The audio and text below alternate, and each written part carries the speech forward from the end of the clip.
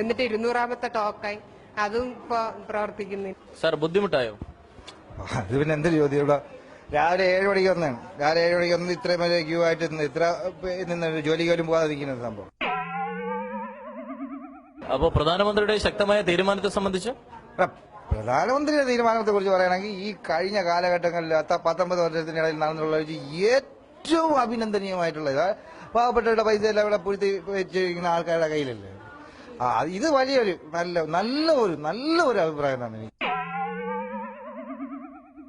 അപ്പൊ പൊതുജനങ്ങളുടെ ബുദ്ധിമുട്ടിനെ സംബന്ധിച്ച് പൊതുജനങ്ങൾക്ക് പിന്നെ ബുദ്ധിമുട്ടെന്ന് പറഞ്ഞാൽ പൊതുജനങ്ങൾക്ക് ബുദ്ധിമുട്ടേ ഉള്ളൂ. കാരണം പാവപ്പെട്ട എഴുന്നേറ്റ് പോലും നടക്കാൻ വേണ്ടിയിട്ട് പറ്റാത്ത ഒരു കാര്യം. പക്ഷെ കേന്ദ്ര സർക്കാർ പാവപ്പെട്ട ജനങ്ങളോട് ചെയ്തത് പോലെ അവർ പ്രാപിച്ചാണ് പോകുന്നത്. അത്രയ്ക്ക് ബുദ്ധിമുട്ട്. അപ്പൊ പ്രധാനമന്ത്രിയുടെ തീരുമാനം ശക്തമായിട്ടുള്ള നല്ലതാണെന്ന് പറഞ്ഞത്? പ്രധാനമന്ത്രിയുടെ തീരുമാനം വളരെ നന്നായിട്ട്. പക്ഷേ കേന്ദ്ര സർക്കാർ പാവങ്ങൾക്ക് ചെയ്തത് ദ്രോഹമായി പോയി എന്നാണ്.